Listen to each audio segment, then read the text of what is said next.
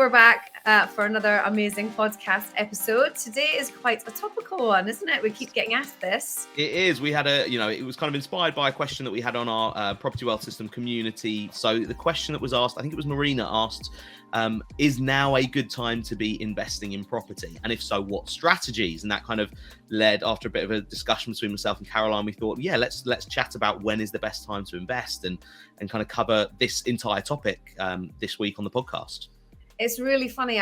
When I'm at the school gate and someone says, what do you do? And I say, I'm a property investor. They go, oh, is now a good time to be buying? So that normally a really quick response to that kind of topic. So let's talk about timing. Is there a perfect time to be buying property, James? I think there is. But you only know that after it's been and gone. Yeah, exactly. If you kind of go back and look at, average house price graphs and things like that, you're going to be like, I want to buy at the very bottom of that dip because that's when properties were the cheapest at that moment in time. Yeah. However, we don't have that ability to kind of go back and say, right, I'm buying it at that price that time. So there is a perfect time, but it's next to impossible to predict.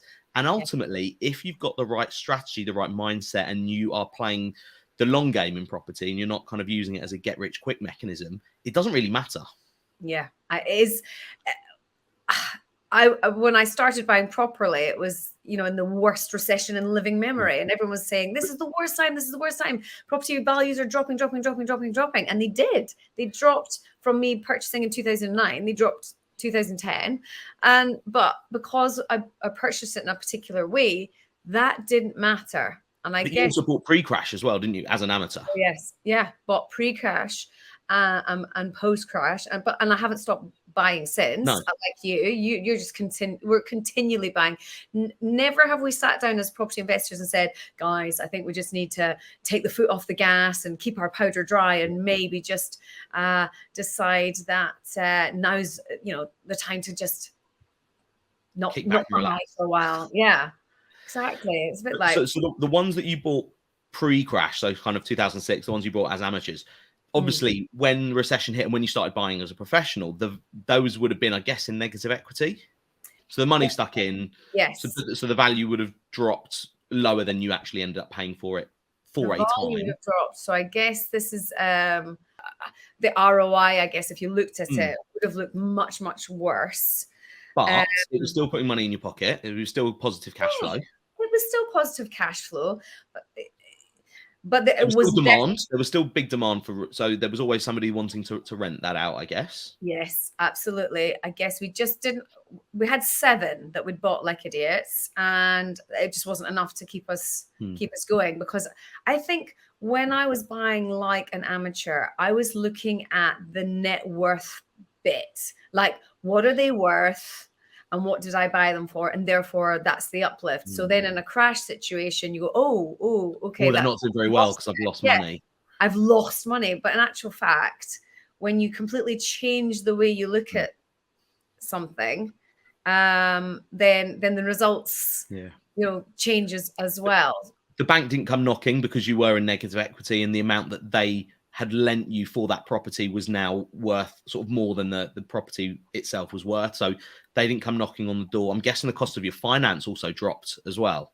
Yeah. I mean, I think the key is really the leverage, right? The loan to value is key, because that's, I think, what really saved our bacon is our loan to value, even when we were buying like amateurs.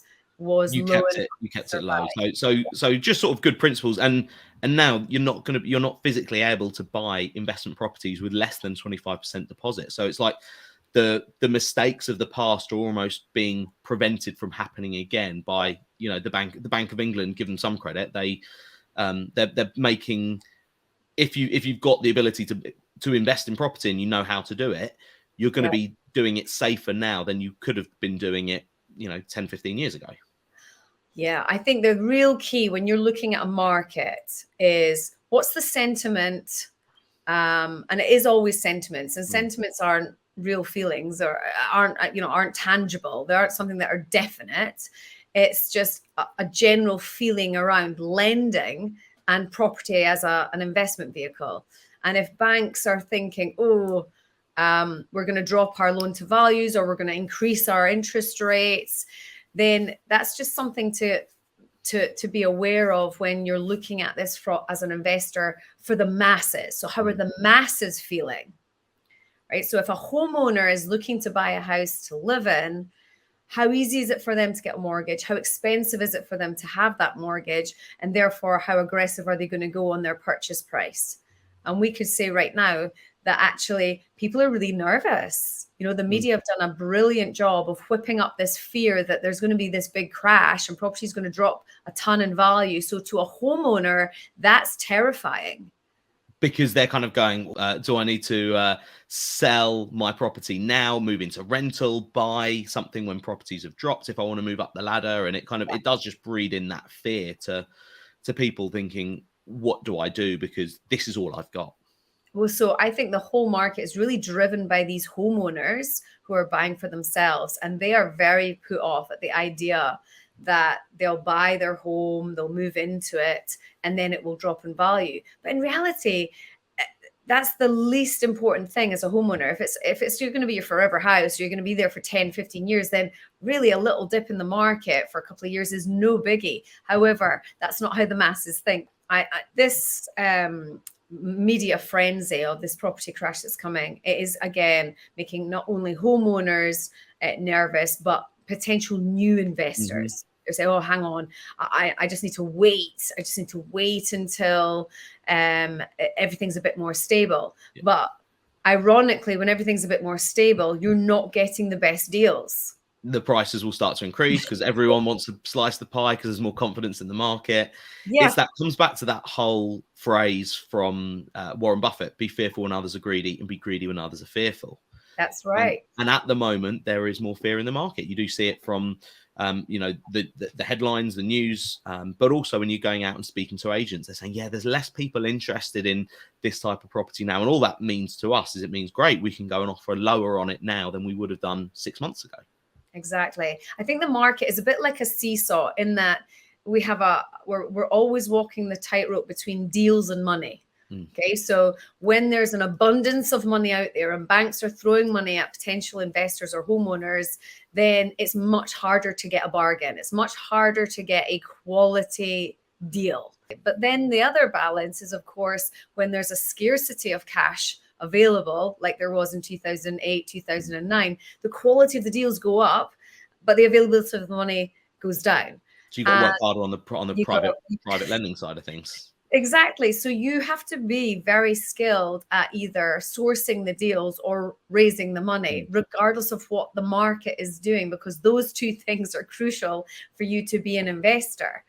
So when this question of when is the best time to buy, well, now. Yesterday.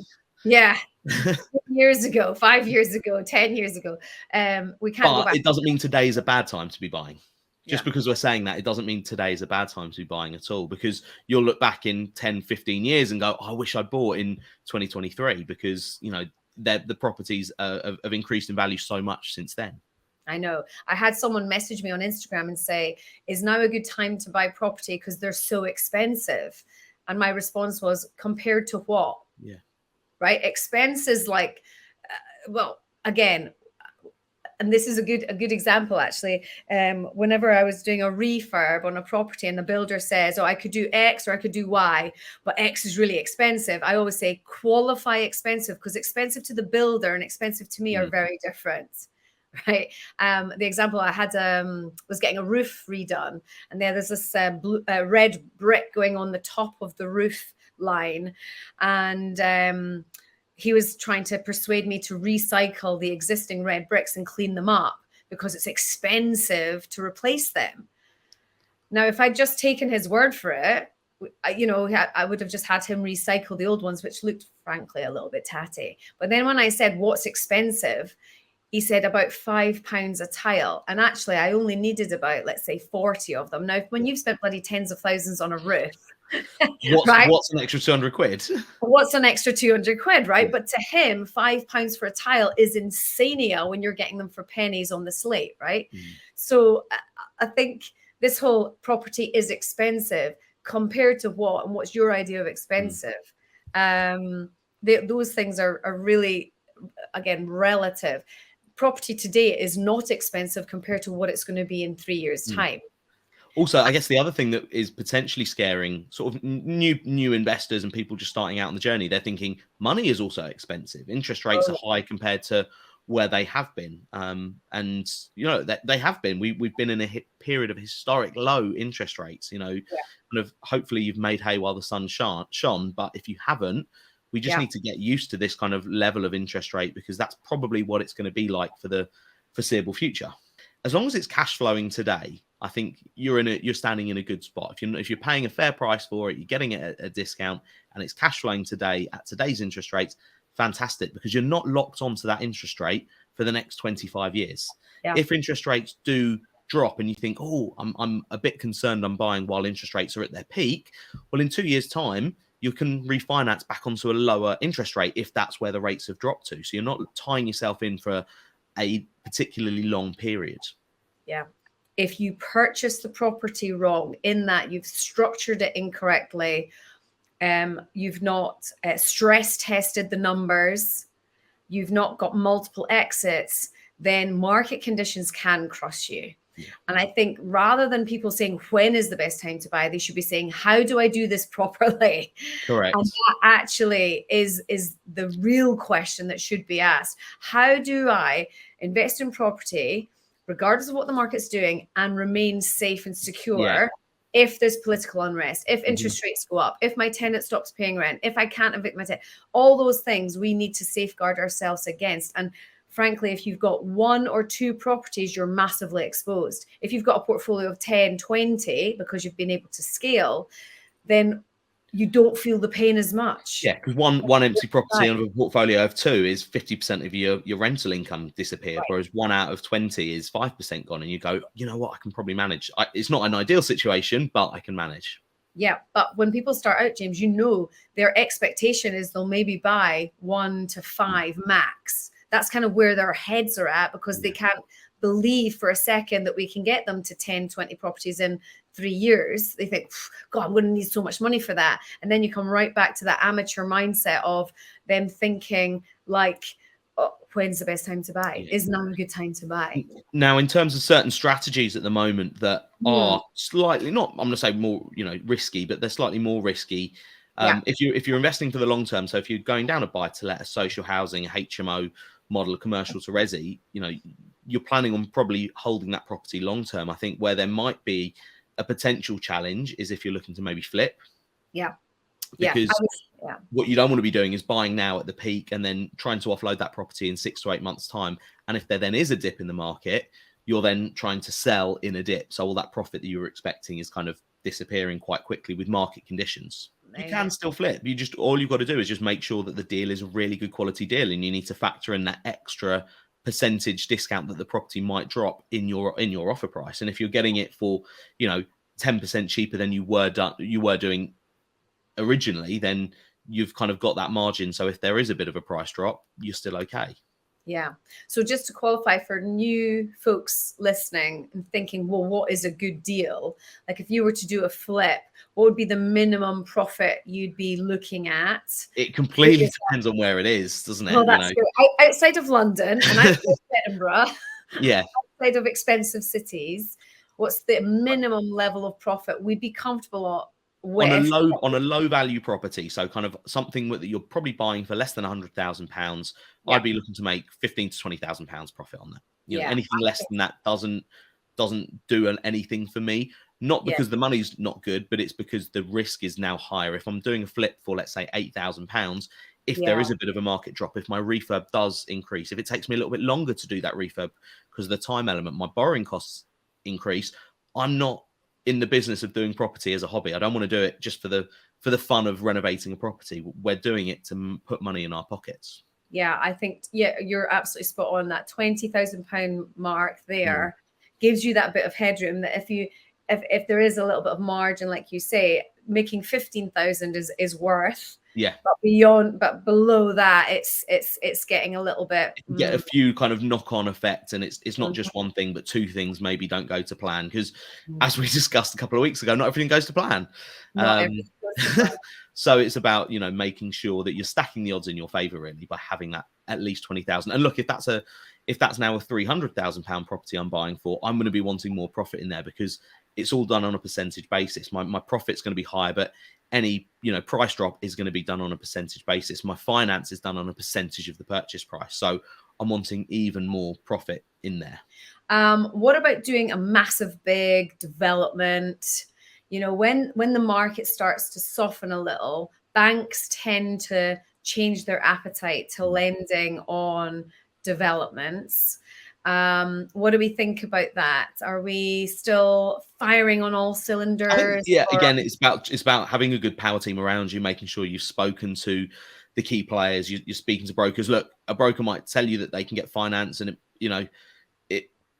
you're wanting to make sure that they're working with clients who are getting finance, and ask them maybe speak to some of their clients who have got funding for the similar type of development as that you're doing recently as well. I think if you're wanting to protect yourself, just because a broker is going to tell you I can do X, Y, or Z, actually check that, fact check it, make sure that they can do what they say they can do, because lots of people can talk a good game, but you don't want to have, you know, offer accepted, raise private funds, you're going through the development only just to find out your broker says, oh, actually, no, I can't do this. I'm not the right person. If you are going down the development route, make sure that the margin is big enough that if something unforeseen happens, then you've got a plan B, a plan C, a plan D. Yeah, and that you've got a portfolio there to support the finance on that as well. And we are seeing kind of from trainings that the big shiny penny does excite people. And if they've got a job, they're thinking, great, yeah, I can, you know, I've got some spare cash, I can go and do a development. But if they lose their job, they can't feed themselves, let alone fund the, you know, the bridge payments on the development. So we're a bit more cautious with having people jump into a development. You need to have an existing asset base that's giving you passive income to be able to support that. So I think the key to the question of when is the best time to buy is you need to be, number one, very resourceful in either finding the deals and raising the money. And that, by the way, the bigger the portfolio you have, the more resourceful you need to get. You know, you start off needing to raise, say, 50 grand for a deal. And then as you grow in your business, now you need to raise 500 grand, right? Then you get to the point, I need to raise 5 million, and so on and so forth. So you just have to get more resourceful, become better at problem solving. But it's never really dictated by property prices going up or down. I mean, that's probably really, really low down on my list of things that I'm looking at. Have a long-term vision when it comes to property. Don't just do it for the short term. If you're going to be investing in property, think of it as a minimum of a 10-year plan. Because if you're going to be in property for 10 years, even if you buy at today's peak, come 10 years time, you're still going to have made money on that. Yeah. So the short answer to the question is, when is the best time to buy?